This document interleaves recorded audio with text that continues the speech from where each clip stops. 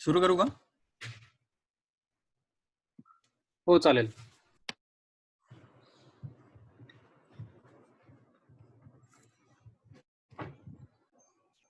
So good evening सगळ्यांना. I hope all of you are safe and doing good. तर आजचं session सुरू करण्यापूर्वी मी माझ्याबद्दल एक दोन वाक्य बोलतो. माझं नाव आनंद पळसुतकर. कारण आजच्या सेशनला 2-3 नवीन लोक आहेत आपल्या ग्रुपच्या बाहेरची, म्हणून मी हे करतोय. तर त्यांना ओळख व्हावी म्हणून माझ्याबद्दल 1-2 गोष्टी सांगतो. आनंद पळसुतकर माझं नाव, आणि मी ग्रॅज्युएशन इंजिनिअरिंग मध्ये केलं, मेकॅनिकल इंजिनिअरिंग मधून. आणि नंतर माझं पोस्ट ग्रॅज्युएशन प्रोडक्ट डिझाईन किंवा इंडस्ट्रियल डिझाईन मध्ये केलं IIT मुंबईमधून. सो IIT मुंबईला इंडस्ट्रियल डिझाईन सेंटर नावाचं एक डिपार्टमेंट आहे. तिथे मी जेव्हा शिकत होतो तेव्हा फक्त पोस्ट ग्रॅज्युएट कोर्स अवेलेबल होता, आणि 2 वर्षाचा पोस्ट ग्रॅज्युएशन मी तिथून केलं मास्टर ऑफ डिझाईन मध्ये. आणि तेव्हापासून मी पुण्यामध्ये एलिफंट डिझाईन नावाची एक डिझाईन कन्सल्टन्सी आहे. It's a leading design consultancy in the country. तर तिथे मी I work there, and I lead a team of product designers or industrial designers, engineers, model makers, prototype makers, आणि आम्ही वेगवेगळ्या clients साठी तिथे कामं करतो. आमची प्रोडक्ट डिझाईन सर्व्हिसेस कंपनी असल्यामुळे आम्ही वेगवेगळ्या इंडस्ट्रीज साठी कामं करतो. तर आजच्या या प्रेझेंटेशन मध्ये मी तुम्हाला प्रोडक्ट डिझाईन काय असतं त्याचा एक जनरल ओव्हरव्ह्यू, त्याची काही उदाहरणं देऊन, म्हणजे केस स्टडी देऊन सांगेल. आणि ते करण्याच्या आधी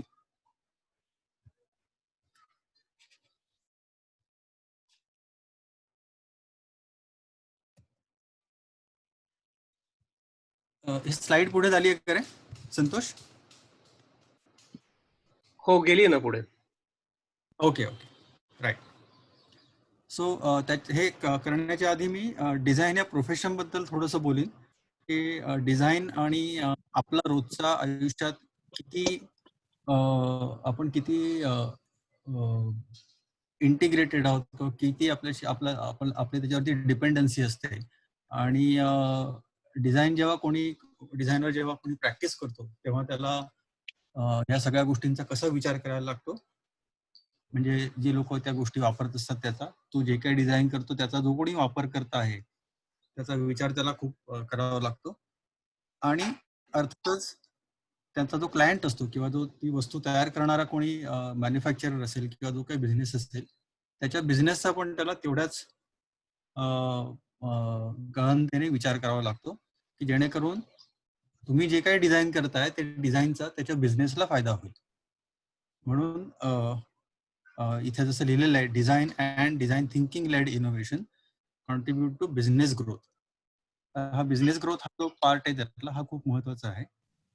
आणि डिझाईन आणि आर्ट याच्यामधला मोठा फरक हाच आहे, की design is done with a specific purpose and to meet specific requirements and needs.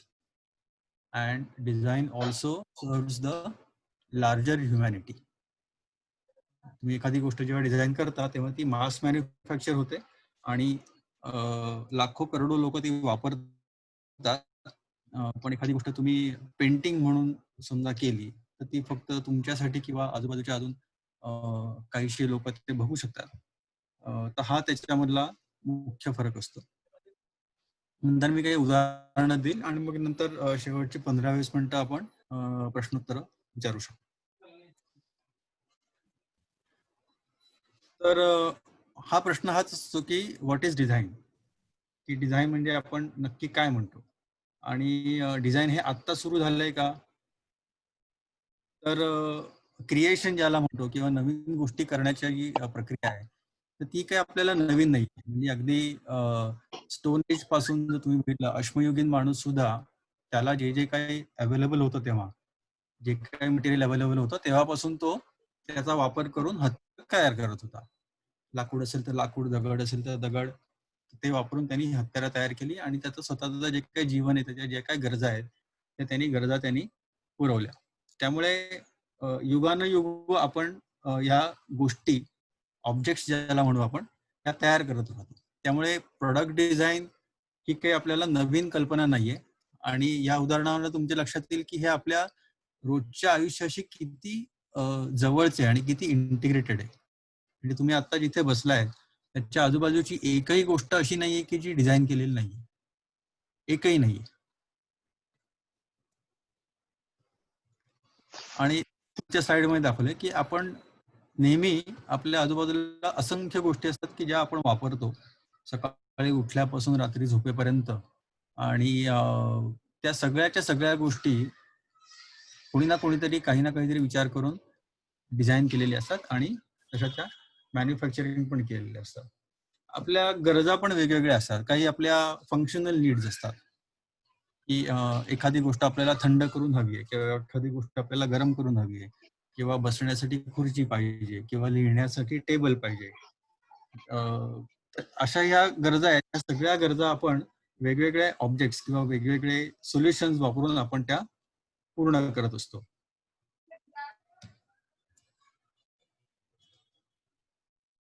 बऱ्याच वेळेला आपल्या लक्षात येतं की काही काही गोष्टी आपण ज्या वापरतो त्या आपल्याला पाहिजे तशा नाही चालत. So why does design not work? हा खूप महत्वाचा आणि मोठा प्रश्न असतो. हे जे चित्र तुम्हाला दिसतंय हे तुमच्या लक्षात आलं असेल, हे पुण्यातल्या BRTS आहे. काही वर्षांपूर्वी ही स्कीम त्यांनी सुरू केली होती आणि त्याचं इतकं पुअर डिझाईन होतं, पुअर प्लॅनिंग होतं की ती अजिबातच चालली नाही. त्याच्यामुळे किंबहुना लोकांना त्रासच जास्त झाला. तर जेव्हा आपण डिझाईन करतो, मी जसं आधी म्हटलं, त्या डिझाईन वापरणारा कोणीतरी माणूस असतो, कोणीतरी व्यक्ती असते आणि त्या व्यक्तीचा, त्या माणसाचा,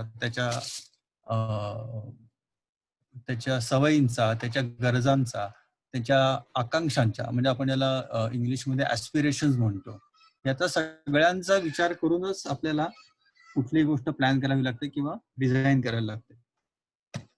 पण हीच गोष्ट तुम्ही जर बघितलं, हा जो फोटो आहे पुढचा, हा आहे अहमदाबादच्या BRTS.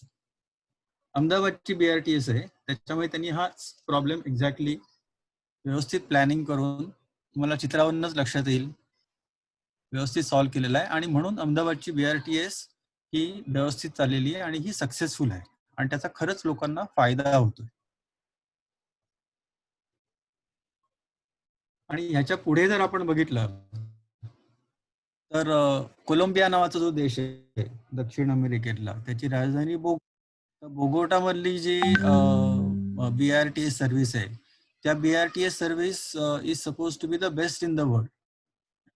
म्हणजे असा तो एवढा माफियांनी भरलेला देश जरी असला तरी तिथे सुद्धा लोकांनी विचार करून ती BRTS सिस्टीम इम्प्लिमेंट केली आणि त्याचा त्यांना एवढा फायदा होतोय, तिथलं पोल्युशन इतकं कमी झालंय आणि सगळे लोक पब्लिक ट्रान्सपोर्टचा वापर करून व्यवस्थित त्यांचं आयुष्य चालू आहे तिथे. तर एखादी गोष्ट जर व्यवस्थित विचार करून, लोकांचा विचार करून जर केली आणि जर तशी इम्प्लिमेंट केली आणि मेंटेन केली तर ती डेफिनेटली सक्सेसफुल होते. तर ही तुम्ही याच्याबद्दल वाचू शकता. ही ट्रान्स मिलानो बस ट्रान्झिट म्हणतात तिला. आणि ही एक BRTS मध्ये एक उदाहरण म्हणून ती जगभरात रेफर केली जाते किंवा लोक त्याच्याबद्दल डिस्कशन करतात. केस स्टडी म्हणून ती लोक अभ्यास करतात.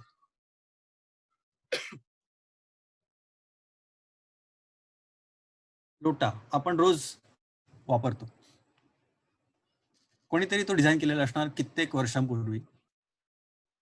ट्रॅडिशनल आहे, मल्टीपर्पज आहे, त्याची किंमतही रास्त असते, इट इज अफोर्डेबल, त्याचं आयुष्य खूप आहे, रोबस्ट आहे, पडला आपटला किती वेळा घासला तरी त्याला काही होत नाही आणि the best of all it is very simple to use. तर अशाही काही वस्तू असतात ज्या आपण रोज वापरतो की त्या कोणी ना कोणीतरी विचार करून डिझाईन केलेले असतात, तयार केलेले असतात की ज्या जवळजवळ टाइमलेस असतात.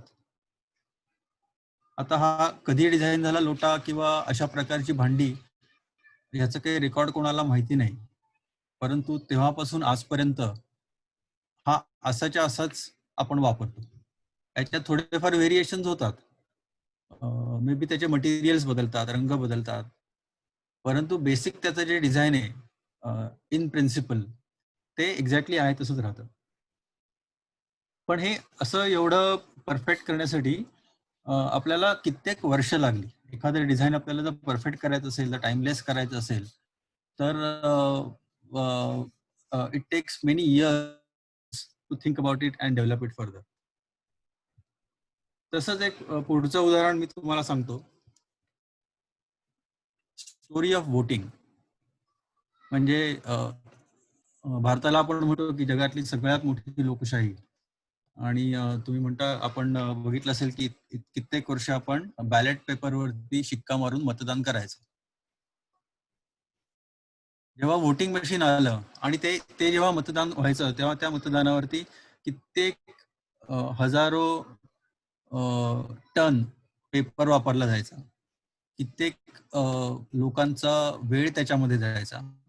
नंतर ते सगळे बॅलेट पेपर एका ठिकाणी सेफ ठेवून नंतर ते काउंट सेग्रिगेट करून काउंट करून त्याचे रिझल्ट अनाऊन्स करण्यासाठी तुम्ही पूर्वी बघितलं असेल टीव्हीवरती 10-10, 15-15 दिवस ते सतत कार्यक्रम चालायचे आणि ते रिझल्ट अनाऊन्स व्हायचे. मग त्याच्यामध्ये फेर मोजणी व्हायची आणि असे बरेच प्रकार त्याच्यामध्ये व्हायचे. तर टेक्नॉलॉजी आणि डिझाईन याच्या इंटरव्हेन्शनमुळे तो प्रॉब्लेम पूर्णपणे सॉल्व्ह झाला. सगळ्या गोष्टी इझी झाल्या वापरायला, एफिशियंट झाल्या, क्लिअर झाल्या आणि सिम्पल झाल्या. त्यामुळे कित्येक लोकांवरचं झाडं तर खूप वाचलीच असतील नक्कीच. कित्येक लोकांना याचा फायदाही झाला. आणि त्याच्यानंतर जे जे काही आपल्याला एफर्ट्स घ्यायला लागतात, काउंटिंगचे आणि रेकॉर्ड्स ठेवण्याचे, हे हे हे सगळे खूप प्रमाणामध्ये कमी झालेले आहेत. सो डिझाईन जर सक्सेसफुली इम्प्लिमेंट झालं तर ते खूप मोठ्या स्केलवरती तुम्हाला त्याचा इम्पॅक्ट दिसून येतो. आणि voting machine is an example of that it has created in history in Indian democracy by adding a very positive value. अर्थात त्याच्याविषयी ज्या कॉन्ट्रोवर्सीज आहेत ते डिस्कस करण्याची आता वेळ नाही. परंतु कुठलीही चांगली गोष्ट असलं की त्यात होऊ शकतो. परंतु त्यांनी बेसिक इंटेन्शन त्याचं जे आहे ते जर आपण बघितलं तर त्यांनी नक्कीच आपल्याला खूप मोठा फायदा झालेला आहे. कृष्णकांत, ऐकू येतं का मी बोलतोय ते? हो, येतोय ना. हो, ओके हो, हो. ओके एकदम. ओके.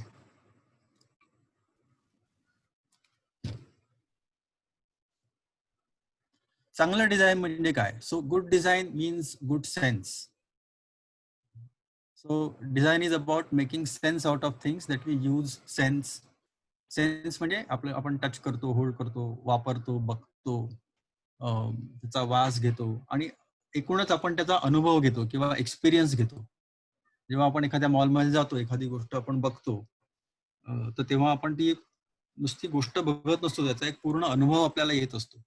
आणि तो जो अनुभव आपल्या सगळ्या पंचेंद्रियांना जर आपल्याला भावला, आवडला, तरच ती गोष्ट आपल्याला आवडते. आणि मग आपण ठरवतो की आपण याच्यासाठी जे काय किंमत आहे ती देऊ आणि मग आपण ती गोष्ट विकत घेऊ. त्यामुळे good design makes good sense हे जे काही इक्वेशन आहे, हे इक्वेशन बिझनेसच्या दृष्टीने आणि वापरकर्ता म्हणजे जो काही युजर आहे ज्याच्यासाठी तुम्ही जे काही डिझाईन केलेलं आहे त्याच्या दृष्टीने खूपच महत्वाचं असतं. आणि जर त्या युजरनी जर त्याच्यामध्ये त्याची व्हॅल्यू बघितली तर ती व्हॅल्यू त्याला पटली किंवा व्हॅल्यू त्याला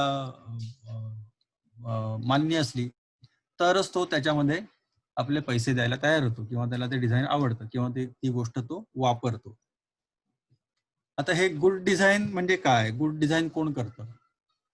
तर हा माणूस माहिती नाही तुम्हाला किती जणांना माहिती, याचं नाव जॉनाथन आयव्ही. कित्येक वर्ष ऍपल कंपनीचा डिझाईनचा हेड होता. तर बरेचसे ऍपलची जी प्रोडक्ट्स तुम्ही बघितली असतील, कम्प्युटर्स पासून फोन पासून सगळी, ही यांनी आणि ह्याच्या टीमने डिझाईन केली. हा असा खूप मोठा सक्सेसफुल डिझायनर आहे. आणि पण हे फक्त डिझायनरचं काम आहे का? तर तसं नसतं. Steve jobs. तर स्टीव्ह जॉब्स हा स्वतः एक मोठा विजनरी होता आणि त्याला खूप चांगला बिझनेस सेन्स पण होता. तर डिझाईन आणि बिझनेस सेन्स असं जर एकत्र असलं तरच ते डिझाईन सक्सेसफुल होतं, तरच ते डिझाईन लोकांना आवडतं आणि तरच एखादा ब्रँड, ऍपल सारखा ब्रँड कल्ट ब्रँड म्हणून होतो. म्हणजे इतका तो पॉप्युलर होतो की लोक रांगा लावून त्याची प्रोडक्ट्स विकत घेतात. आणि हे तुम्ही बघितलं असेल. तर त्याच्या मागचा जो काही भाग आहे, हा नुसता भाग त्याच्या डिझाईन मधला नसतो. तर त्याच्या, मी जसं आधी म्हटलं तसा जो प्रोडक्टचा जो पूर्ण एक्सपिरियन्स असतो, तो पूर्ण एक्सपिरियन्स लोकांना आवडतो. म्हणून ते एखादं प्रोडक्ट किंवा एखादी गोष्ट आणि पर्यायाने त्याचा तो जो काही ब्रँड, या केसमध्ये ऍपल, हा लोकांना आवडतो. आणि मग लोक त्याचे फॉलोअर्स बनतात किंवा फॅन्स बनतात. मग त्याचे कल्ट ग्रुप्स असतात आणि अशा गोष्टी वेगवेगळ्या होतात.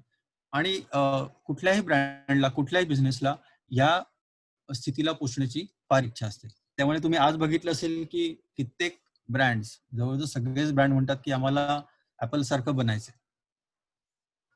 आणि ते ऍपलचे फॉलोअर्स असतात. त्यांच्या मनातून असं असतं, पण अर्थात ते तेवढं सोपं नसतं, कारण त्याच्यासाठी घेतलेले कष्ट, त्याच्यासाठी केलेली इन्व्हेस्टमेंट, त्याच्यासाठी असलेलं टॅलेंट, स्किल, या सगळ्याच गोष्टी सगळ्यांकडे असतात असं नाही.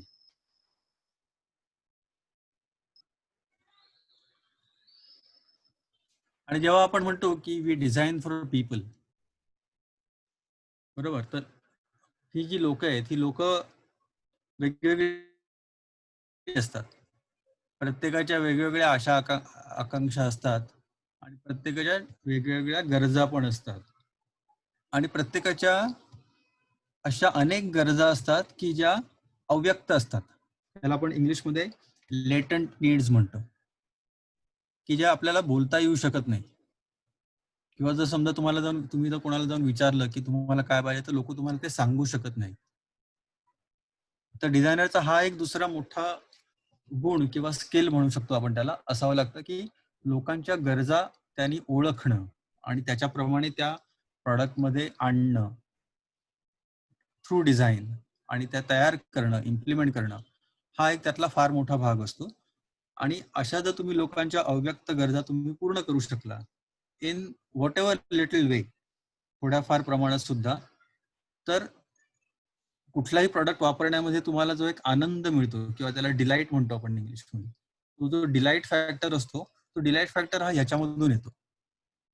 म्हणजे नुसतं प्रॉडक्ट चांगलं दिसतंय म्हणून मी घेतलं, असं फार रेअरली होतं. पण त्यातनं मला काहीतरी आंतरिक आनंद मिळतो किंवा एखादी गोष्ट आवडते, तर ती काय असते? तर ती आपली अव्यक्त गरज असते, ती आपली लेटंट नीड असते. तर ती लेटंट नीड ओळखून तुम्ही जर एखादी गोष्ट डिझाईन केली आणि ती जर इम्प्लिमेंट केली, तर, आणि एक्झॅक्टली तेच ऍपलच्या बाबतीत तेच झालं की त्यांनी ती गोष्ट खूप चांगल्या पद्धतीने हेरली, असं म्हणायला हरकत नाही, आणि त्याप्रमाणे त्यांनी ती पूर्णही केली. म्हणजे बरेच लोक असं की त्यांना गोष्टी कळतात, पण ते प्रत्येकाला तयार करणं किंवा अचीव्ह करणं हे शक्य नसतं. तर त्यामुळे हे डिझायनरचं हे एक दुसरं म्हणजे त्याची जी बेसिक डिझाईन स्किल्स आहेत ती तर लागतातच, परंतु लोकांच्या गरजा ओळखणं, लोकांना समजून घेणं, लोकांशी संवाद साधणं, एक माणूस म्हणून त्याच्या काय गरजा आहेत हे लक्षात घेणं, हे फार आवश्यक असतं. त्यामुळे मी पुढे जे काही केस स्टडी दाखवेन त्याच्यामध्ये तुम्हाला दिसेल की कुठलाही प्रोजेक्ट, डिझाईन प्रोजेक्ट जेव्हा चालू होतो, तेव्हा डिझाईन प्रोजेक्ट हा फॉर डिझायनर्स, म्हणजे आम्ही जेव्हा काम सुरू करतो तेव्हा तो लोकांपासून चालू होतो. तर त्या डिझाईन प्रोसेसची जी पहिली स्टेप असते, त्या पहिल्या स्टेपमध्ये त्याला आम्ही डिस्कवर म्हणतो. तर त्या डिस्कवर मध्ये आम्ही त्याचे जे काही युजर्स आहेत, ते लोक जी काही वापरणारी आहेत, त्यांना जाऊन भेटतो, त्यांच्याशी बोलतो, त्यांच्याबरोबर दिवस घालवतो, त्यांना बघतो आम्ही त्या गोष्टी, समजा ते आत्ता वापरत असतील तर त्या कशा वापरतात, त्यांना काय प्रॉब्लेम देतात, त्यांची फॅमिली बॅकग्राऊंड काय, त्यांच्या त्यांच्या फॅमिलीकडनं काय अपेक्षा आहेत, किंवा ते त्यांच्या फॅमिलीसाठी काय करतात. अशा अनेक गरजा, अनेक गोष्टी आपण कुठला प्रॉडक्ट घेतो, आपण त्याच्यासाठी किती पैसे खर्च करतो, ह्या त्याच्यावरती इन्फ्लुएन्स करतात, की त्याचा त्याच्यावरती प्रभाव पडतो. त्यामुळे हे समजून घेणं फार आवश्यक असतं डिझायनरच्या दृष्टीने. तर याच्या पुढे मी तुम्हाला काही केस स्टडीज दाखवतो.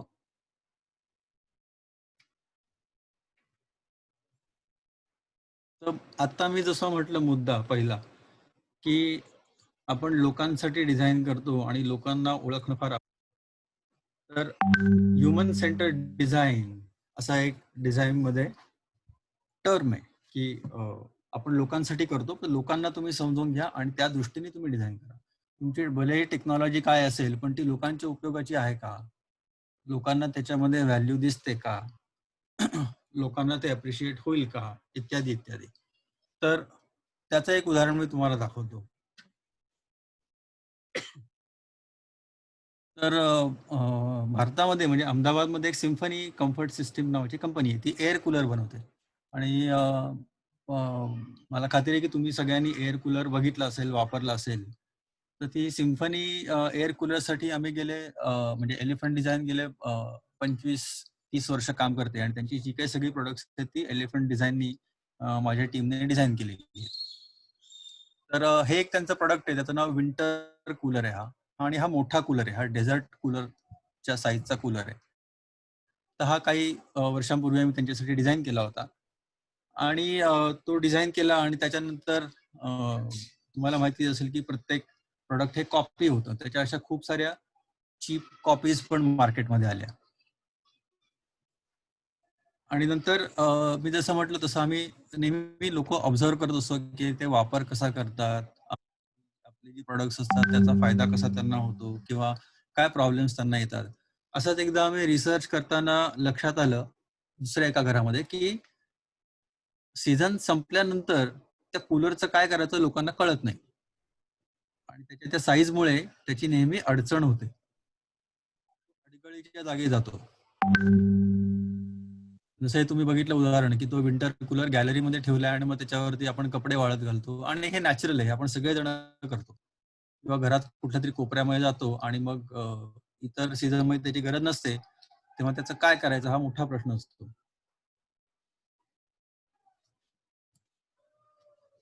तर तेव्हा आमच्या डोक्यात एक आयडिया आली आणि आम्ही ती आमच्या क्लायंट बद्दल बोलली. मग क्लायंट बरोबर बोललो, की सगळ्यात छोटी फुटप्रिंट असलेला कूलर आपल्याला डिझाइन करता येईल का?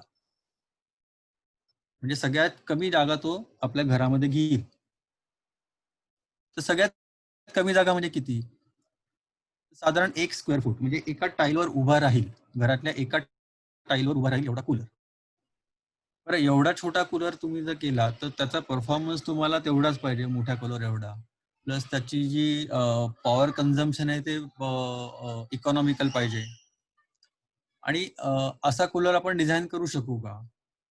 तर अशा बऱ्याच गोष्टींनी आम्ही हा अ, अ, प्रयोग म्हणा, आम्ही हा सुरू केला क्लायंटच्या बरोबर. आणि त्याच्यामधून हा नवीन कूलर जेव्हा आम्ही डिझाइन केला आणि हा सुद्धा आता जवळ-जवळ 8 ते 10 वर्षापूर्वीचा केस स्टडी आहे. त्याचं नाव आहे डायट. आणि हा डायट हा जो कूलर आहे, हा तुम्ही बघितला, हा बरोबर 1 स्क्वेअर फूट आहे. आणि हा व्हर्टिकल फॉर्मॅट मधला कूलर आहे. तर त्या कूलर मधलं आतलं जे पूर्ण मेकॅनिझम आहे ते पूर्ण रिओरिएंट करून त्याला व्हर्टिकल करून त्याचा परफॉर्मन्स तेवढाच ठेवून ही डायट कूलरची रेंज आम्ही डिझाईन केली. आणि त्याचा ह्या कंपनीला खूप जास्त फायदा झाला. आणि इनफॅक्ट डायट हा जो कूलर आहे हा till today is the largest sold cooler in the world. हा जेव्हा आम्ही करत होतो सिम्फनी बरोबर, तेव्हा सिम्फनी ची आर्थिक परिस्थिती काही फार चांगली नव्हती. त्यांची इनफॅक्ट VIFR केस झाली होती and they were about to file for bankruptcy. पण हे एक प्रोडक्ट जेव्हा त्यांनी लॉन्च केलं त्या सीझनमध्ये, तेव्हा ते इतकं विकलं गेलं आणि त्यांच्या एक्सपोर्ट्स मार्केटमध्ये पण त्याला खूप चांगला रिस्पॉन्स मिळाला, चांगला प्रतिसाद मिळाला, की त्यांची शेअर व्हॅल्यू एकदम वाढली. आणि हे केवळ प्रॉडक्टमुळे आणि त्याच्या डिझाईनमुळे शक्य झालं. आणि हे का शक्य झालं? लोकांना हे का आवडलं? कारण ह्यांनी त्यांचा जो बेसिक प्रॉब्लेम आहे तो बेसिक प्रॉब्लेम सॉल्व्ह झाला. कूलरचा परफॉर्मन्स तेवढाच राहिला, पण यांनी कमीत कमी जागा घेतली. तुमच्यापैकी किती जण वापरतात कूलर मला माहिती नाही, पण जिथे मी कुठेही जिथे गेलेलो आहे, देशामध्ये फिरलोय, तिथे त्यांनी कूलर बघितलाय. सगळ्यांनी या कूलर बद्दल चांगलंच बोलले. आणि अर्थातच नंतर ह्या कूलरच्या इतक्या कॉपीज निघाल्या, की आता भारतातले सगळे ब्रँड्स, भारतातले काय जगातले सगळे ब्रँड्स ह्या फॉर्मॅटचे कूलर्स काढतात. एलिफंट डिझाइन मध्ये आम्ही सिम्फनी या कंपनीसाठी मी म्हटलं त्याप्रमाणे गेले 25-30 वर्ष आम्ही त्यांच्याबरोबर काम करतो. तर त्यांची कम्प्लीट प्रोडक्ट रेंज आम्ही डिझाईन केलेली आहे. आणि ते भारतातल्या फार कमी कंपन्या आहेत की ते डिझाईनचा वापर त्यांच्या बिझनेससाठी चांगल्या पद्धतीने करून घेतात. आणि fortunately for us symphony is one of them. आणि त्यांचा डिझाईनचा त्यांच्या बिझनेसला डेफिनेटली फायदा होतो आणि त्यांना डिझाईनची व्हॅल्यू कळते बिझनेससाठी. आणि एलिफंट डिझाईननी फॉर्च्युनेटली त्यांच्याबरोबर काम करून ही व्हॅल्यू त्यांना प्रत्येक वेळेला दिलेली सुद्धा आहे. हे अॅनिमेशन जर तुम्हाला दिसत असेल समोर, तर आता हा जो कूलर आहे डाएट नावाचा, हा डाएट 3D जो की आम्ही गेल्या वर्षी डिझाईन केला, हा त्या आधीच्या डाएटचा नवीन अवतार आहे. ह्याच्यामध्ये जरा हाय टेक्नॉलॉजी फीचर्स आहेत, चांगली मटेरियल्स वापरलेली आहेत, परफॉर्मन्स वाढवलेला आहे, अशा बऱ्याचशा गोष्टी याच्यामध्ये केलेल्या आहेत. आणि ह्या कूलरलाही तेवढाच चांगला रिस्पॉन्स आता मिळतोय मार्केटमध्ये. आणि हे प्रॉडक्ट जेव्हा आपण डिझाईन करत असतो तेव्हा बऱ्याच गोष्टींचा विचार करायला लागतो. म्हणजे मॅन्युफॅक्चरिंग तर असतंच, परंतु त्याच्याबरोबर मॅन्युफॅक्चरिंग युजर ह्या गोष्टी असतातच, परंतु त्याचा ट्रान्सपोर्टेशन कसं होणार. आता ह्याचं उदाहरण द्यायचं झालं तर हा जो डाएट कूलर आहे हा एक्सपोर्ट मार्केटमध्ये खूप जास्त विकला जातो सगळ्याच कंट्रीमध्ये. म्हणजे सिम्फनीची वेबसाईट जर तुम्ही बघितली तर ती 65 का 67 देशांमध्ये जगामध्ये विकतात. And it is the biggest cooler manufacturer in the world, an Indian company.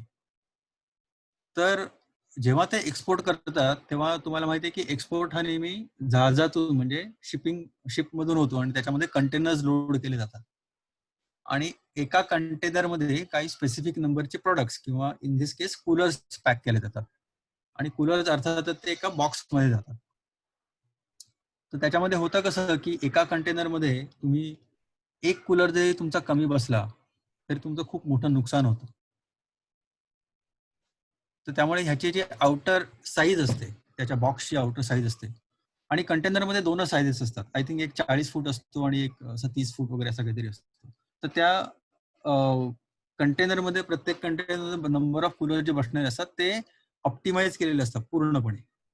तर त्याच्यामुळे त्याच्या बॉक्सची जी साईज असते ती बॉक्सची साईज सुद्धा ठरवलेली असते आणि त्याच्यामुळे त्याच्या आतमध्ये बसणारे कूलरची जी साईज आहे ती पण ठरलेली असते. त्यामुळे तुम्हाला डिझाईन करायचंय म्हणून तुम्ही काहीही डिझाईन करू शकता असं अजिबात होत नाही. तर ह्या रिस्ट्रिक्शन मध्ये, आणि हा जो आहे हा त्याचा बिझनेस अँगल आहे की जर मी एक कूलर कमी दिला पाठवला ट्रकमधून तर ते माझं नुकसान होतं किंवा कंटेनर मधून, तर ते तेवढं नुकसान तुम्ही त्याचं करू शकत नाही and it becomes it's a big loss. So त्यामुळे तुम्हाला स्ट्रिक्टली त्या गाईडलाईन्स फॉलो करायला लागतात.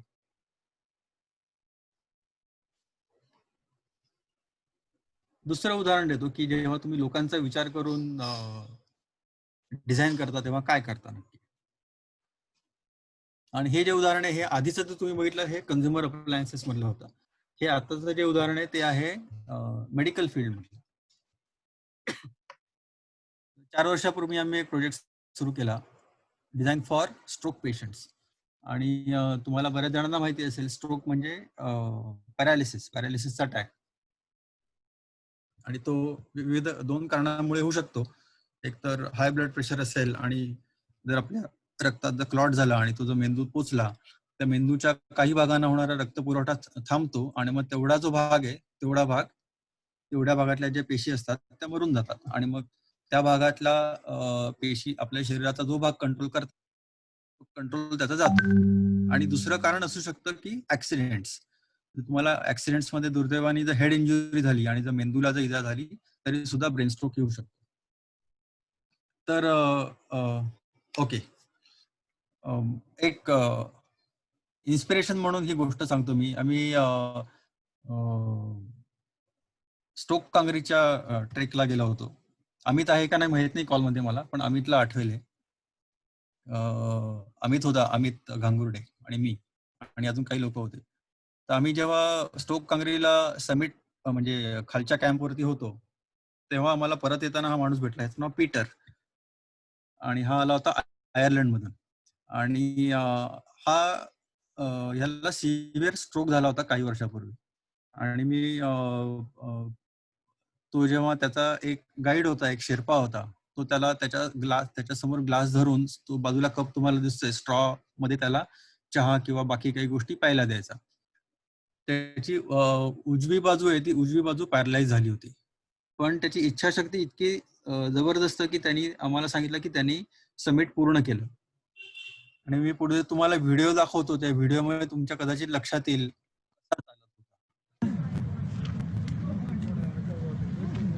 त्याचा जो उजवा हात आहे तो पूर्ण आउट ऑफ कंट्रोल तुमच्या लक्षात येईल.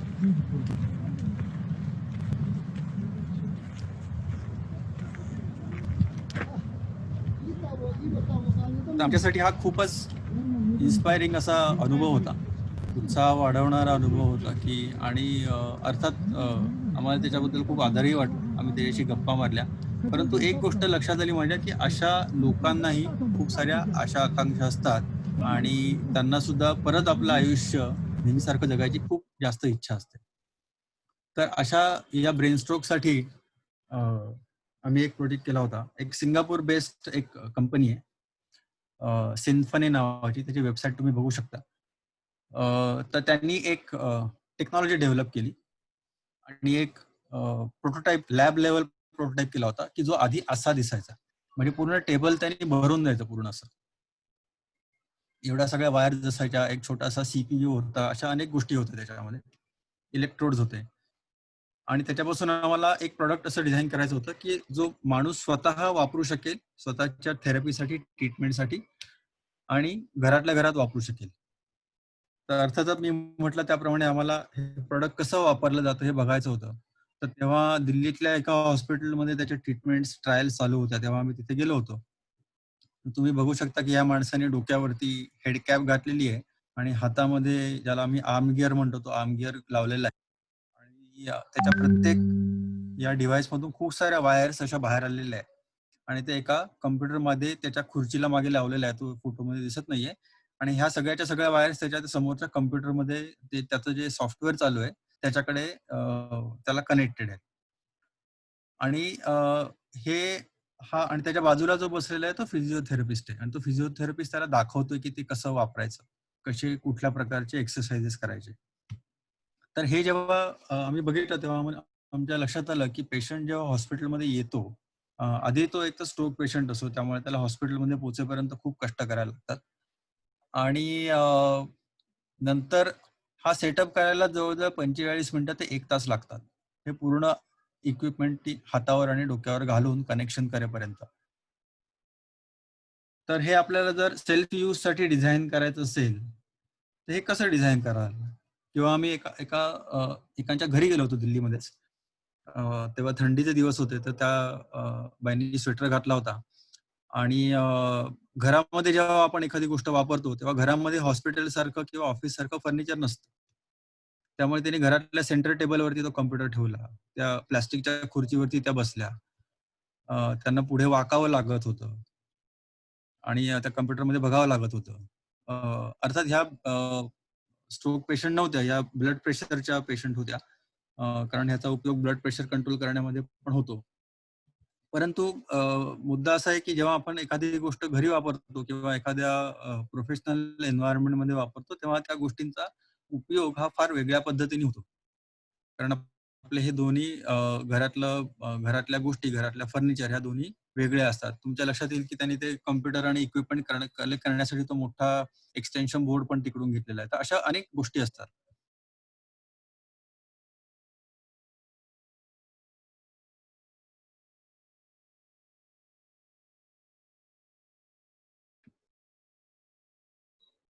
ते- आनंद, आवाज नाही येते तुझा.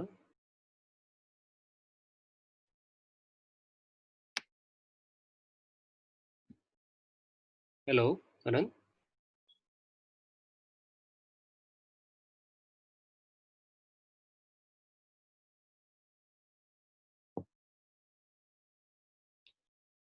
आनंद आवाज गेला आहे.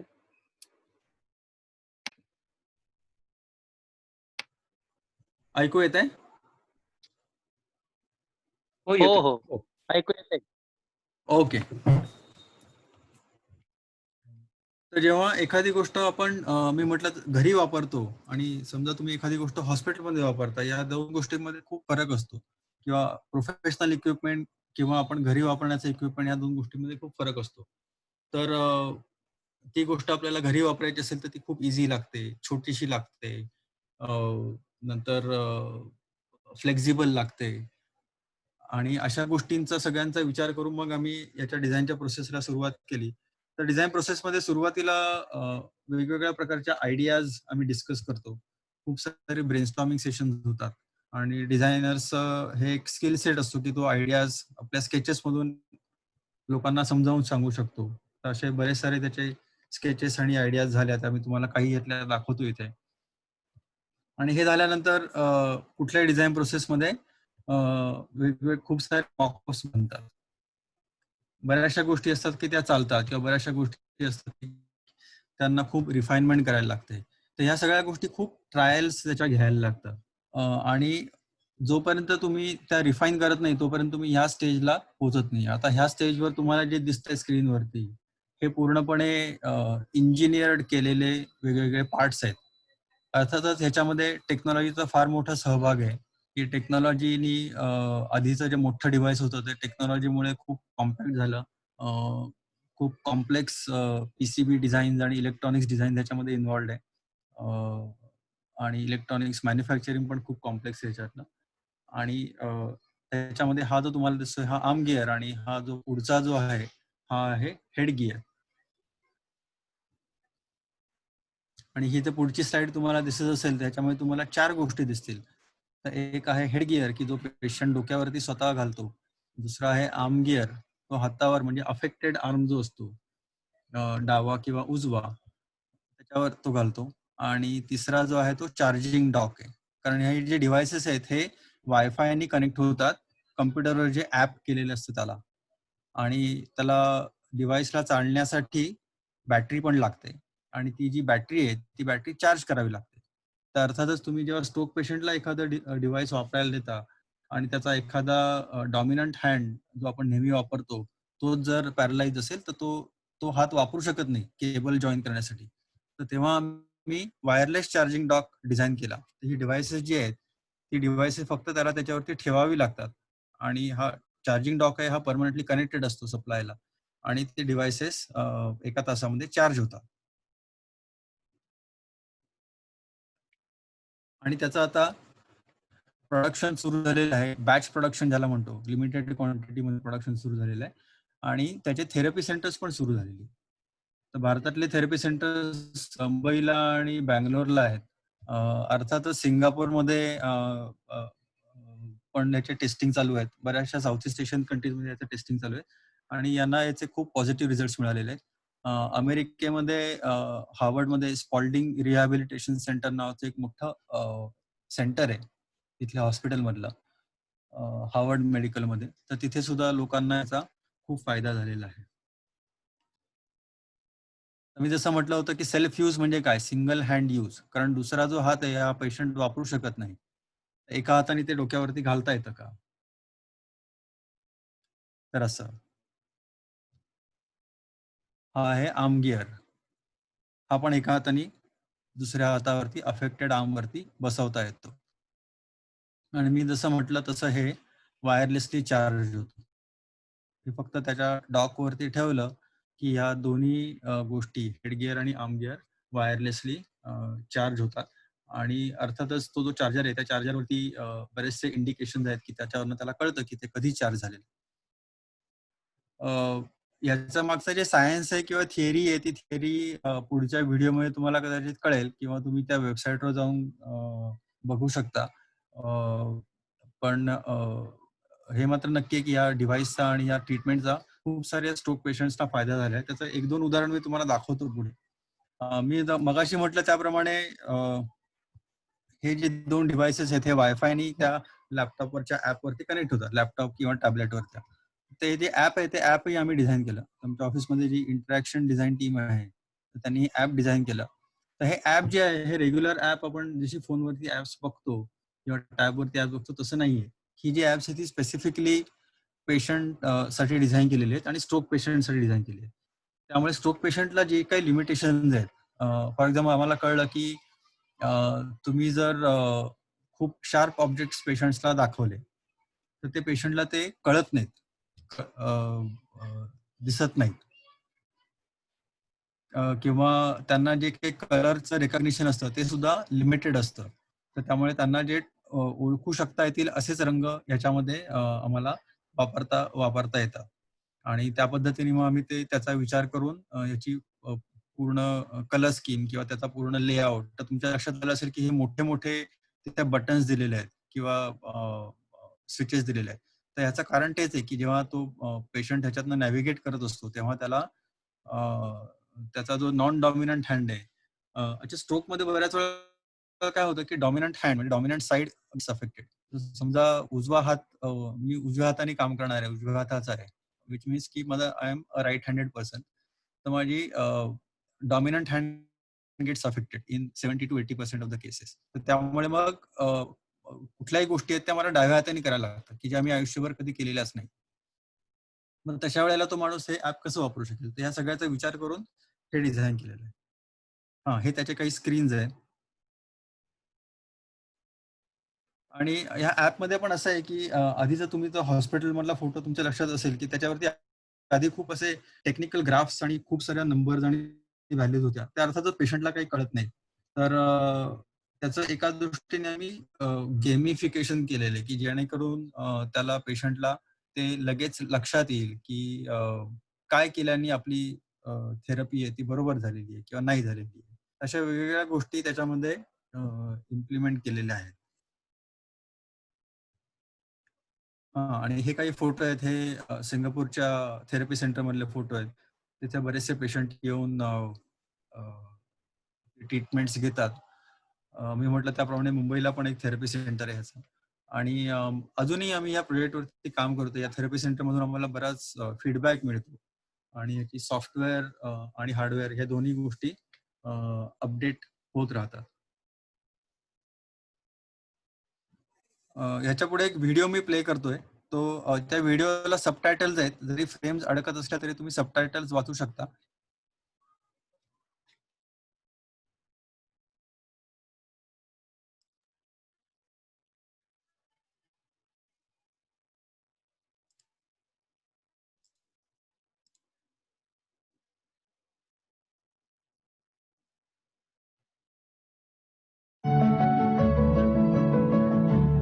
At that time, I was involved in what we call biomechatronics research, but many of this research was for the defense and army. And here came Subhasis to say that, hey, for what you have done for your wearable robotics, we can build something that can help sense the patient's muscle condition, help detect the brain state, and use it for rehabilitation. And at the time, I said, I think this is a fantastic idea. It's something that we didn't apply this technology for. So Symphony is a short form for Synergistic Physio-Neuro Platform. It reads brain and muscle signals and then teaches the person how to self-correct these signals so that he can hit the recovery path. I personally feel that it's very important to build on this solution and come up with something that allows people to get their lives back. We've had people learning to pour a drink of water for themselves, beginning to write. We have also had a case where an ex-musician went back to playing the guitar on stage. आणि आता जसं ते सुभाषिस ते जे founder आहेत त्यांनी सांगितलं, तर हा तो एक्स म्युझिशियन, हा नागपूरचा माणूस आहे, ईश्वर याचं नाव. आणि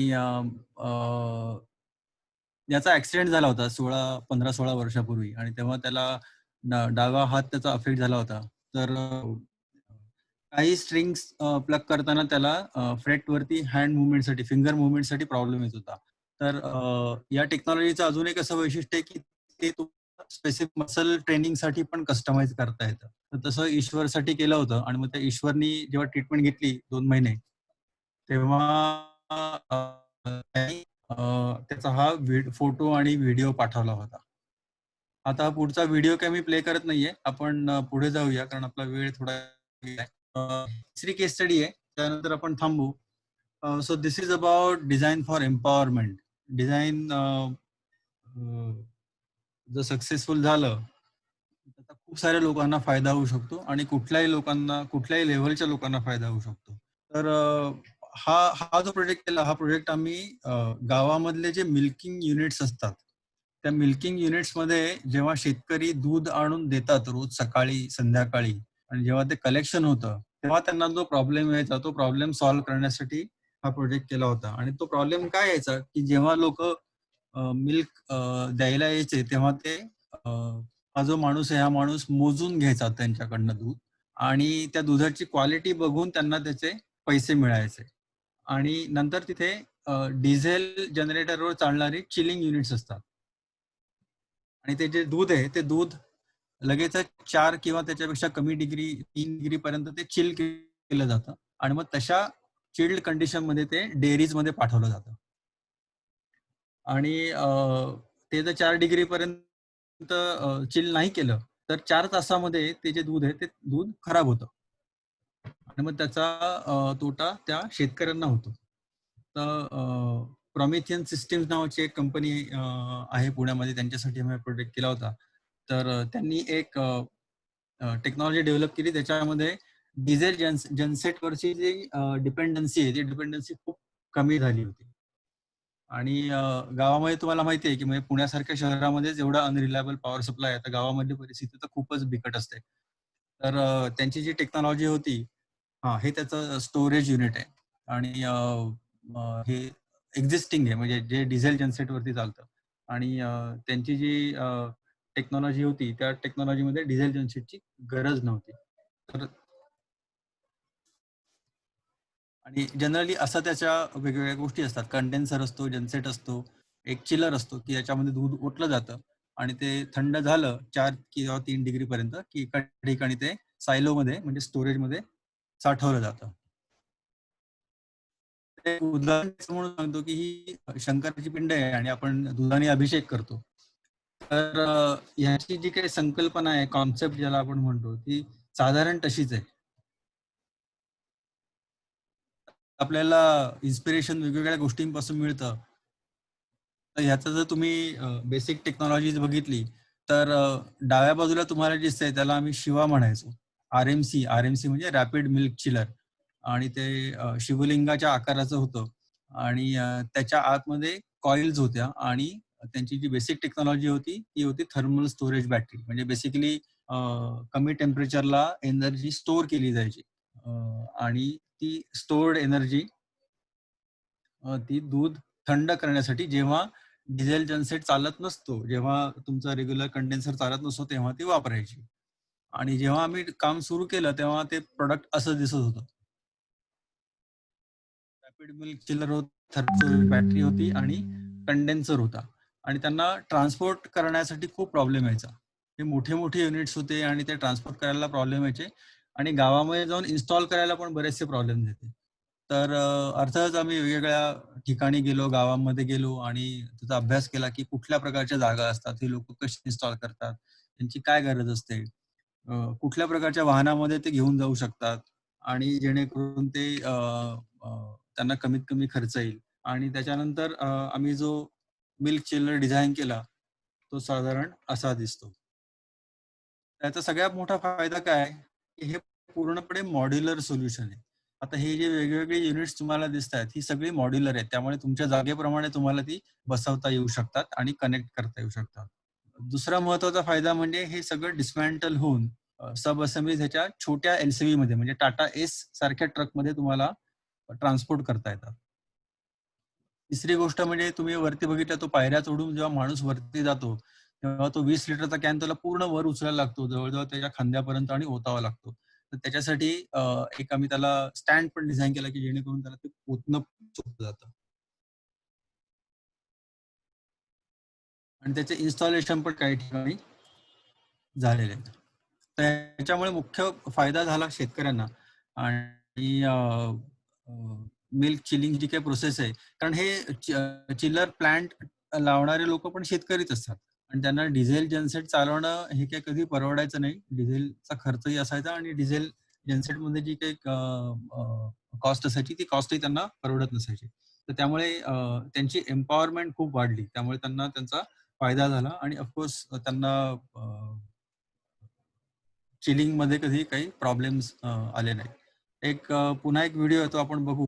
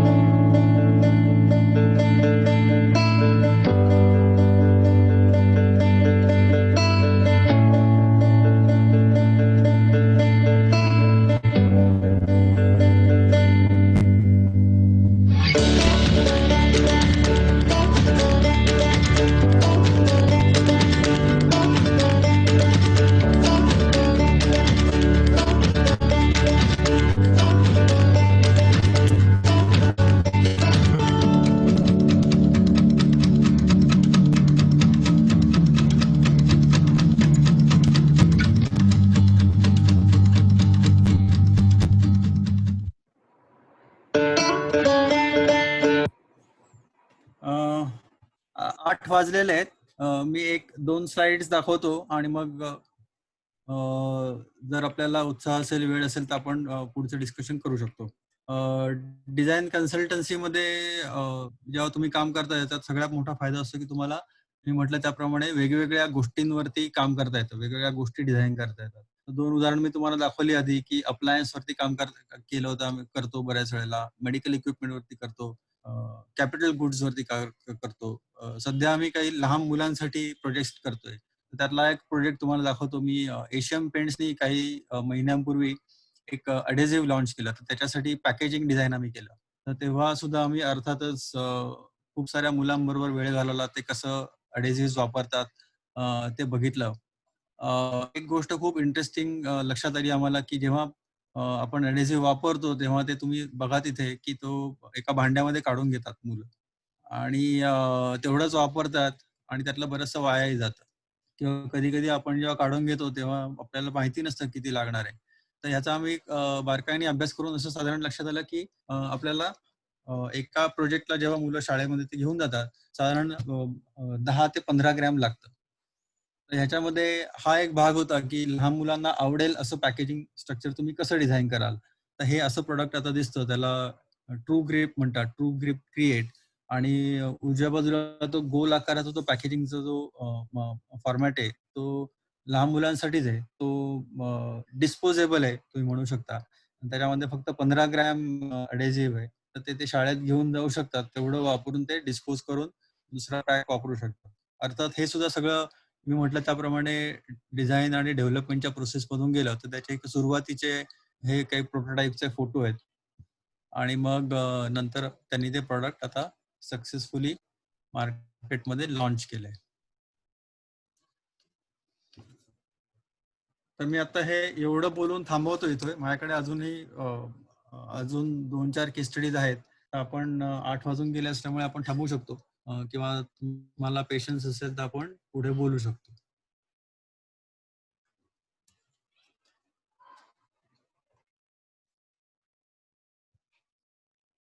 हॅलो हॅलो.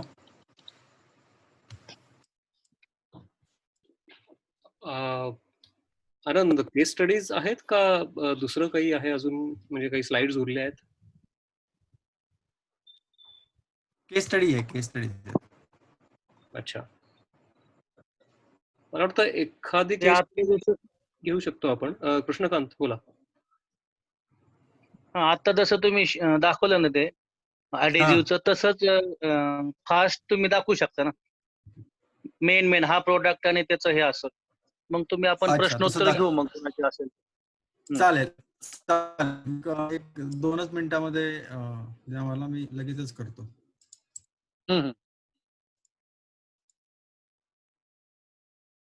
हे कदाचित प्रोडक्ट तुम्ही बघितलंही असेल आधी, मी कधी याच्याबद्दल बोललो असेल. परत हा लहान मुलांसाठीच केलेला प्रोडक्ट आहे. माझा स्क्रीन दिसतोय ना? हो हो, दिसतोय. हा, तर ही पुण्यातली एक ही एज्युकेशन टेक्नॉलॉजी मधली स्टार्टअप आहे. आणि त्यांचा प्लेझमो नावाचा ब्रँड जो आम्ही डिझाईन केला, की त्याच्यामध्ये लहान मुलांना कम्प्युटर कोडिंग किंवा कम्प्युटर कोडिंगसाठी लागणारी जी विचार करण्याची पद्धत आहे, ही खेळाच्या स्वरूपात, लर्निंग थ्रू प्ले, अशा प्रिन्सिपल मध्ये तुम्हाला शिकता येते का? तर आम्ही जेव्हा लहान मुलांचा अभ्यास केला, तुम्हाला माहिती असतं की लहान मुलं वेगवेगळे सिनारिओज बिल्ड करतात. आता या लहान मुलांनी हे जे लेगो धरलंय हातामध्ये, मे बी त्याच्यासाठी ते रॉकेट असेल, दुसऱ्या मुलासाठी ती मे बी काही कार असेल, किंवा लहान मुलं रोल प्ले पण करतात. कधी प्रिटेंड किचन मध्ये करतात, भातुकली खेळतात, कधी त्यांना जादूगार व्हायचं असतं, कधी त्यांना डॉक्टर व्हायचं असतं. अशा मुलांच्या कल्पना सगळ्या भन्नाट असतात. प्रत्येक वेळेला होतं काय की ह्या कल्पना फक्त त्या प्रिटेंड म्हणजे नकली राहतात. तसं बघितलं तर तो खरंच काही जादू करू शकत नाही, किंवा खरंच काही कोणी विमान उडू शकत नाही, किंवा खरंच काही कधी कोणी हॅरी पॉटरचा स्पेल म्हणू काही एखादी गोष्ट करू शकत नाही. तर प्लेझमो जेव्हा आम्ही डिझाईन करायला सुरुवात केली, मी म्हटलं त्याप्रमाणे हे तसं बेसिक इलेक्ट्रॉनिक्स त्यांचं तयार होतं आणि एक बेसिक ऍप तयार होतं, आणि ते एका टॅबलेटवरती चालायचं, आणि त्यांचे वेगवेगळे त्याच्यामध्ये सेन्सर्स होते. त्याचा बेसिक प्रिन्सिपल आहेत की त्याच्यामध्ये काही काही इनपुट डिव्हायसेस, इनपुट सेन्सर्स आणि आउटपुट डिव्हायसेस आहेत. म्हणजे बेसिकली आपला मोबाईल फोन जर घेतला तुम्ही, तर मोबाईल फोनमध्ये ह्या सगळ्या गोष्टी असतात. डिस्प्ले असतो, एक व्हायब्रेशन असतं, एक सर्वो मोटर असते, नंतर प्रॉक्सिमिटी सेन्सर असतो, अशा सगळ्या गायरोस्कोप असतो. अशा सगळ्या गोष्टी जर आपण वेगवेगळ्या केल्या, तर बेसिकली हे प्रोडक्ट तयार होतं. तर आम्ही त्या गोष्टींसाठी सुद्धा युजर्स बरोबर बोलवला, ते काय वापरतात, कसं खेळतात. उजवीकडचा जो मुलाचा तुम्ही फोटो ट्रिक आहे, तो हाताची ट्रिक तो तयार करतोय, आणि त्यांनी असं काहीतरी एक कार्डबोर्डचं एक हाताभोवती गुंडाळून ते तयार करायचा प्रयत्न केलाय.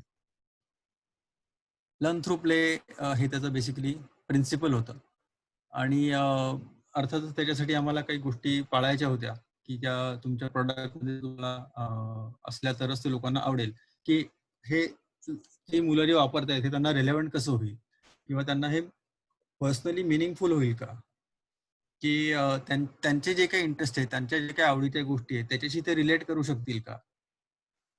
बऱ्याच वेळेला आपण शाळेमध्ये शिकतो, कॉलेजमध्ये शिकतो, तर त्यावेळेला असं लक्षात येतं की गोष्टी आपण रिलेट करू शकत नाही आपल्या रिअल लाईफमध्ये, की आपण हे का शिकतोय, आणि त्यामुळे आपल्याला त्या गोष्टी आवडत नाही. याच्या विरुद्ध जर आपण एखादी कला शिकत असतो, नाच शिकत असलो, गाणं शिकत असलो, ते आपल्याला आवडतं, कारण आपल्याला ते आपण ते रिलेट करू शकतो, कारण आपण गाऊ शकतो, आपण त्याचा काहीतरी वापर करू शकतो, लोक ते अप्रिशिएट करतात. तर हे असं होऊ शकेल का, आणि अर्थातच हे प्रोग्रेसिव्ह असेल का, कारण हे जेव्हा तुम्ही लहान मुलांसाठी करता तेव्हा लहान मुलांचे इंटरेस्ट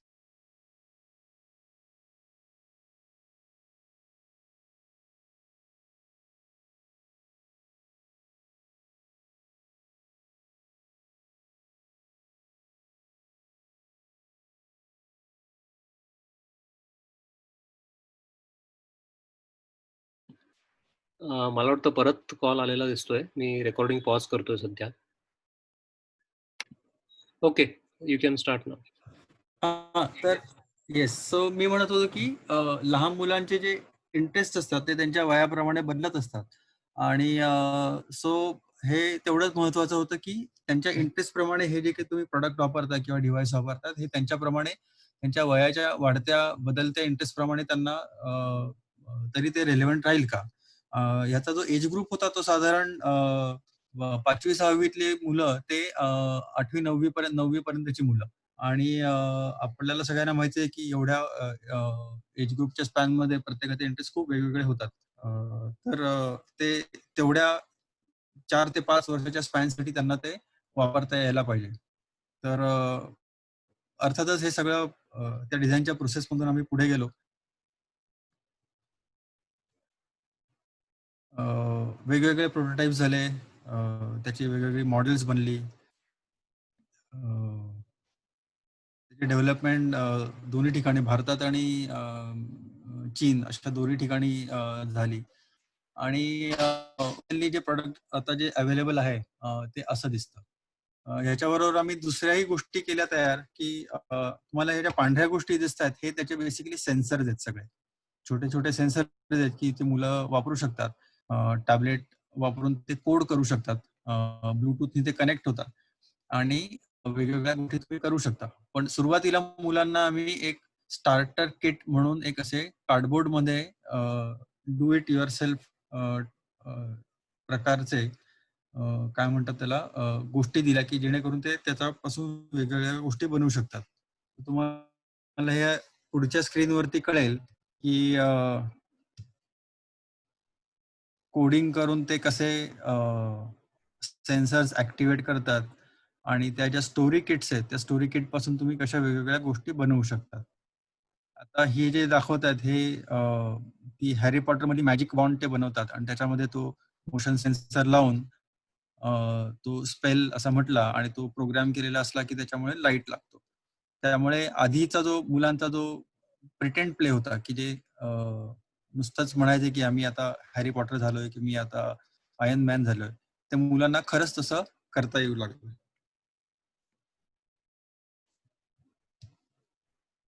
अशी ती मॅजिक वॉन्ड चालते. ती बेसिकली तो सेन्सर असतो, तो सेन्सर हल्ला की तुमच्या प्रोग्राम प्रमाणे तो लाईट लागू शकतो.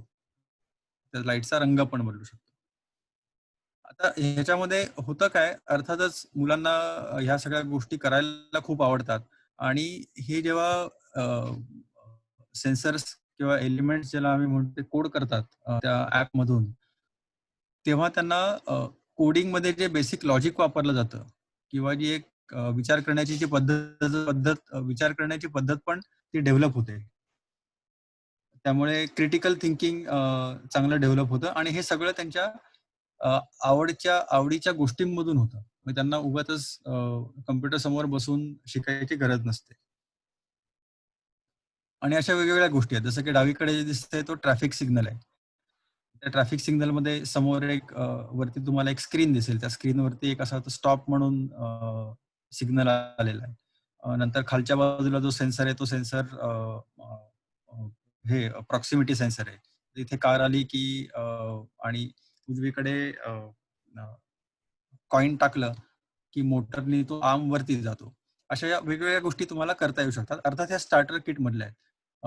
पण परंतु मुलांना एकदा ते वापरायला दिलं आणि त्याचा इंटरेस्ट दिला की मुलं काहीही करतात. अक्षरशः लोकांनी स्मार्ट डस्टबिन बनवले आहेत आणि ऑटोमॅटिकली ओपन होणारे पडदे बनवले आहेत घरातले किंवा इंट्रुडर अलार्म बनवलाय घरामध्ये. अशा अनेक असंख्य गोष्टी त्यांनी तयार केल्या. मी म्हटलं त्याप्रमाणे ह्याच्यासाठी ऍप वापरतात ते ऍपही आम्ही डिझाईन केलं होतं. या ऍपमध्ये सुद्धा मुलांना आवडतील अशा बऱ्याच गोष्टी आहेत आणि त्याच्यामध्ये ते आयडिया करू शकतात. त्याची कम्युनिटी फॉर्म झालेली आहे आणि मग ते आयडिया शेअर केल्यानंतर त्यांच्यामध्ये एकमेकांमध्ये काय म्हणतात त्याला डेव्हलप होतात आणि आयडिया शेअर केल्यामुळे त्या बाकीच्या लोकांकडनं पण खूप वेगवेगळ्या गोष्टी शिकतात.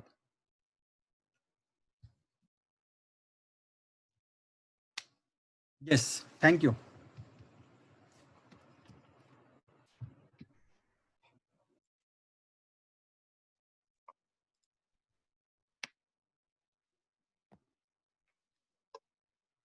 छान झालं प्रेझेंटेशन.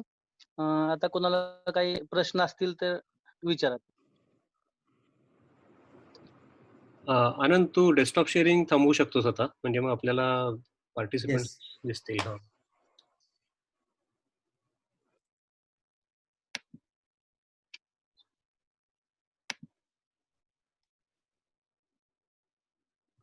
आनंद, प्रतिभा बोलतीये. हा प्रतिभा, येस. हॅलो.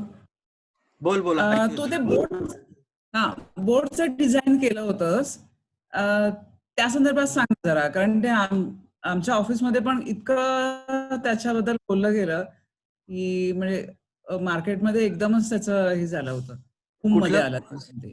कशाबद्दल? सॉरी, मी ऐकू बोर्ड नाही आलं. पेपर बोट बोर्ड मला डिझाईन वाटतं. केलं होतं. अच्छा, पेपर बोर्ड, बोट. सॉरी, हा पेपर. हा ओके ओके ओके. हो हो हो. सो हो, ते बरोबर. पेपर बोट ती एक केस स्टडीज आहे. पेपर बोट अगेन, पेपर बोट हे स्टार्टअप होते जेव्हा ते आम्ही त्यांच्यावर काम सुरू केलं. ते सुद्धा एक 6-7 वर्ष झाली त्याला. आणि त्यांची वेगवेगळी म्हणजे त्यांचं जे ज्युसेस आहेत, तुम्ही जे बघितले असेल ते ज्युसेस वेगळ्या प्रकारचे ज्युसेस आहेत, की जे आपण लहानपणी प्यायचो आणि आता मिळत नाहीत. आणि तुमच्या चाइल्डहुड मेमरीज तुम्हाला कशा परत मिळतील असं त्यांचा एक प्रयत्न होता. आणि त्याच्यासाठी ते आम्ही डिझाईन केलं. तर सुरुवातीला अर्थातच त्याचा लोगो, त्याची आयडेंटिटी ह्या गोष्टी डिझाईन झाल्या. त्या गोष्टी पटकन करता येतात आणि त्याची कॉस्ट इन्व्हॉल्वमेंट जी आहे त्याच्यामध्ये ती कमी असते. 1-2 वर्षांनी त्यांचं प्रोडक्ट स्टेबल झाल्यानंतर त्याचा पाऊच आम्ही डिझाईन केला. सो ते पाऊच डिझाईनची पण एक वेगळीच केस स्टडी आहे. आणि त्याच्यानंतर अजून 2 वर्षांनी जेव्हा त्यांच्याकडे फंड्स वाढले, तेव्हा त्याची ती कॅप डिझाईन केली. आणि ती कॅप डिझाईन जे आहे ते पेटंटेड आहे. आणि paper boat as you know is a म्हणजे सक्सेस स्टोरी तर आहेच, पण एक डिझाईन आणि इनोव्हेशन मधली एक मोठी केस स्टडी पण आहे. ह्याच्या व्यतिरिक्त आम्ही बाकी पण खूप इंटरेस्टिंग प्रोजेक्ट केले होते. काही वर्षापूर्वी आम्ही आफ्रिकन स्त्रियांसाठी आफ्रिकन स्त्रियांची केशभूषा हा एक वेगळा विषय आहे. त्याच्याविषयी आपण नंतर काहीतरी बोलू शकतो. तर ते त्यांचे जे केस असतात बेसिकली ते सगळे खोटे असतात. आणि ते केशभूषा असत्या वेगवेगळ्या प्रकारचे केस असतात, ते केस ते मार्केटमधून विकत घेतात. त्याच्या पॅकेजिंगसाठी आम्ही मोठा प्रोजेक्ट केला होता. एक डार्लिंग नावाचा एक ब्रँड आहे आफ्रिकेमध्ये. तुम्ही गुगल केलं तुमच्या लक्षात येईल. आणि ते वेगवेगळ्या प्रकारचे केस ते विकतात. अर्थात केस म्हणजे ते प्लास्टिकचे फायबर्स असतात, नायलॉन किंवा पॉलीप्रॉपिलिनचे. आणि भारतातली गोदरेज नावाची जी कंपनी आहे, त्या गोदरेज कंपनीच्या मालकीची ती कंपनी, डार्लिंग नावाची. तर गोदरेजच्या थ्रू आम्ही तो प्रोजेक्ट केला होता. तर असे खूप वेगवेगळ्या आणि तो प्रोजेक्ट करताना अर्थातच तुम्ही जेव्हा लोकांना जाऊन भेटता, त्यांची माहिती करून घेता, तुम्हाला खूप वेगवेगळ्या गोष्टी कळतात की लोक कसे राहतात, त्यांच्या व्हॅल्यूज काय, त्यांना त्यांच्या गरजा काय, त्यांच्या इच्छा काय. अशा तो एक वेगळा खूपच इंटरेस्टिंग केस स्टडी आहे.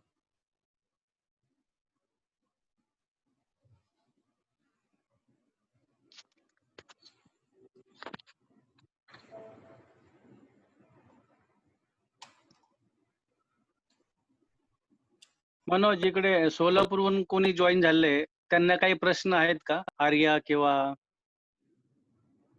हा, स्टुडंट्सना काही प्रश्न आहेत का?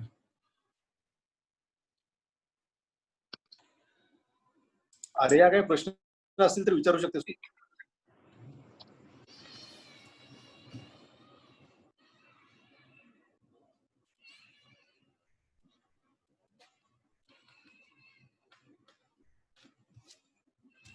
हॅलो, हॅलो, आवाज येतोय? हो येतोय. प्रश्न असे काही नाही आहेत, पण प्रेझेंटेशन ओव्हरऑल खूप छान होतं. Thank you thank you.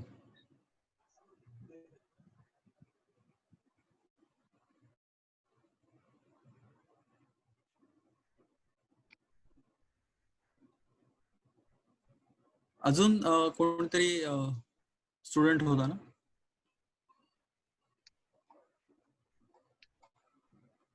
ते बहुतेक लेफ्ट झाले ते.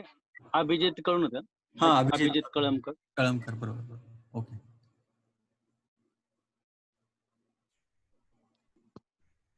मकरंद बोला. आनंद दिसत नाहीये. प्रेझेंटेशन छान झालं. थँक्यू. आनंद का नाही दिसत आहे? अच्छा, मी व्हिडिओ ऑन करू का? ओके. हा म्हणजे आता दिसतंय? हा, येस, थँक्यू. हा, मला तुला एक क्युरिओसिटी म्हणून एक प्रश्न विचारायचा आहे. आपण विचार. डिझाईन बद्दल म्हणजे तुम्हाला जसं सुरुवातच तू केलीस की प्रत्येक गोष्टीमध्ये डिझाईन आहे, असा दृष्टिकोन तू छान आज दिलास आम्हाला की हा आता ह्याच्यात काय डिझाईन आहे असं आम्ही आता बघू शकतो. मला एक असं वाटतं की बरोबर. हो. हे जे तुम्ही एवढं जीव टाकून सगळ्या गोष्टी करता त्याचं क्रेडिट तुम्हाला मिळतं का रे?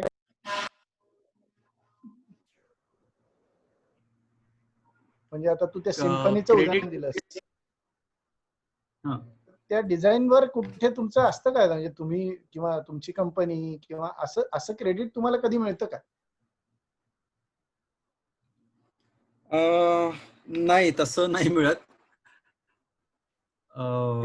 त्यासाठी पण तुम्ही प्रयत्न करायला पाहिजे. माझं पर्सनल मी ते डिझाईन करतो, क्लायंट्स घालून ते डेव्हलप प्रॉपर्टी राईट्स. नीट ऐकू नाही येते तुझं. एक मिनिट, मी व्हिडिओ बंद करतो. हा. हॅलो, बोलू का? हा, येस ऐकत. हा, आमची सर्व्हिस डिझाईन असल्यामुळे क्लायंट साठी काम करतो आणि त्याच्यामुळे त्याचे सगळे डिझाईनचे जे राईट्स असतात, इंटेरियर प्रॉपर्टी राईट, ते सगळे असतात. तर इव्हेंच्युअली जेव्हा प्रोजेक्टची डिलिव्हरी होते ते राईट्स सुद्धा जातात. आणि काही काही गोष्टीमध्ये असते ते आमचं नाव त्या डॉक्युमेंट मध्ये तरी घालतंय. मी जसं पेपर बोर्ड. तुझा आवाज कट होतोय मध्येच, नीट ऐकू येत नाही.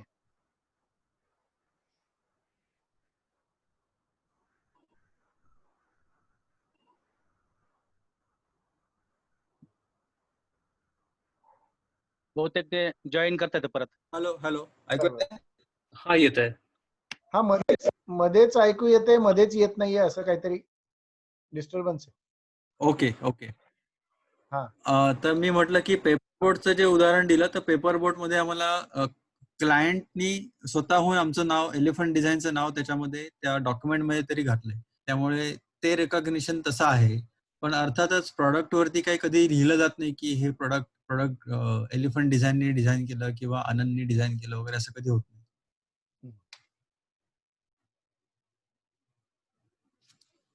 ना ते इतकं पॉप्युलर झालेलं आहे. जे मिळतं. हा, हॅलो, हा, आनंद, मनोज बोलतोय. मला विचारण्यापेक्षा केलंय असं तुम्ही इन्सिस्ट नाही का करू शकत? ऐकू येत नाही तसं. हॅलो,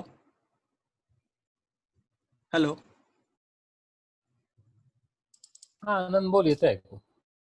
हा, नाही, तसं इन्सिस्ट नाही करतायत, कारण प्रोजेक्ट सुरू होण्याच्या आधी खूप स्ट्रिक्ट लिगली बाउंड NDAs वगैरे असतात, ते साईन करायला लागतात. त्यामुळे हे जे राईट्स असतात हे सगळे क्लायंट कडेच असतात नेहमी. नाही, आणि दुसरं असं आहे की असं मागितलं तर पैसे कमी मिळतात. ऐकू येत नाही. सॉरी का राहुल? असे जर राईट मागितले तर पैसे कमी मिळतात. पण त्यांनी काम, साधा हिशोब आहे. हो, आणि दुसरं असं आहे मनोज, मला वाटतं की मकरंद, की एका पर्टिक्युलर कंपनीसाठी केलेलं काम क्रेडिट मिळालं तरी ते दुसरीकडे जसंच्या तसं वापरता येईलच असं नाही. म्हणजे शेवटी यांची प्रॉडक्ट कंपनी नाहीये किंवा इंटेलेक्च्युअल प्रॉपर्टी राईट्स घेऊन त्याचा पुढे वापर करू शकतील. म्हणजे असं मला वाटतं बरं का आनंद. चुकलं असेल तर correct me if I am wrong. नाही नाही, बरोबर आहे. म्हणजे आमची एक्सपर्टीज आहे ती डिझाईन करण्यामध्ये आहे. आमची एक्सपर्टीज एखादी गोष्ट तयार करून विकण्यामध्ये नाहीये. तर त्यामुळे जरी आमच्याकडे पेटंट असेल तर ते आमच्या पोर्टफोलिओमध्ये दाखवायला चांगलं असतं, पण त्याचा आम्ही कमर्शियली तसा काही डायरेक्टली वापर करू शकत नाही.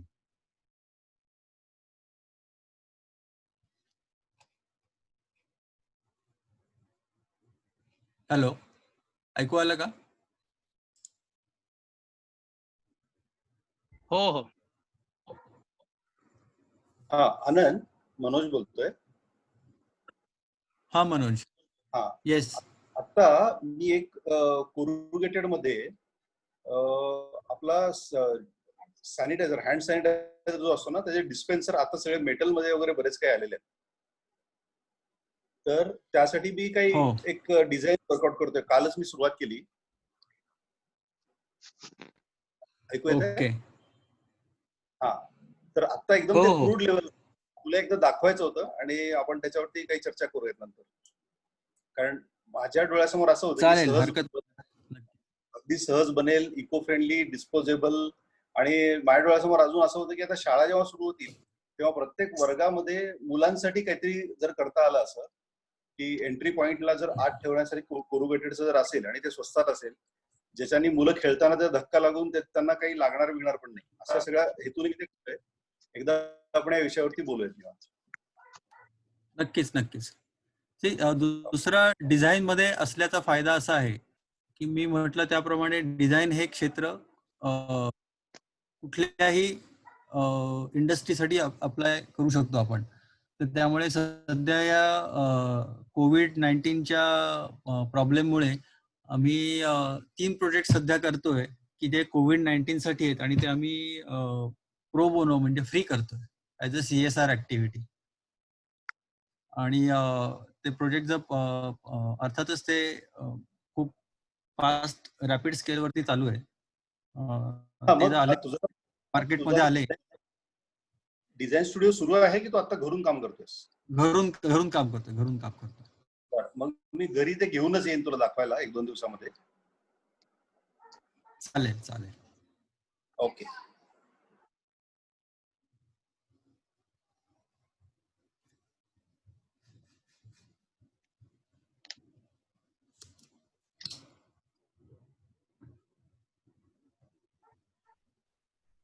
अजून असं प्रश्न नसेल कुणाला तर आपण थांबूयात मग.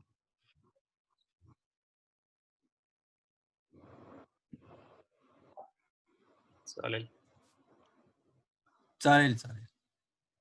थँक्स आनंद. Presentation thank you. हो, छान झालं प्रेझेंटेशन. थँक्यू कृष्णकांत. मजा आली. मजा आली. म्हणजे थँक्यू. खूप असं अजून केस हवे होत्या स्टडी करायला. चालेल. आपण अजून एक वेगळं सेशन करू शकतो.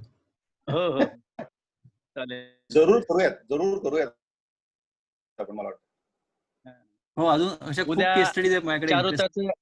प्रत्येक प्रोजेक्ट एक केस स्टडी आहे. अच्छा.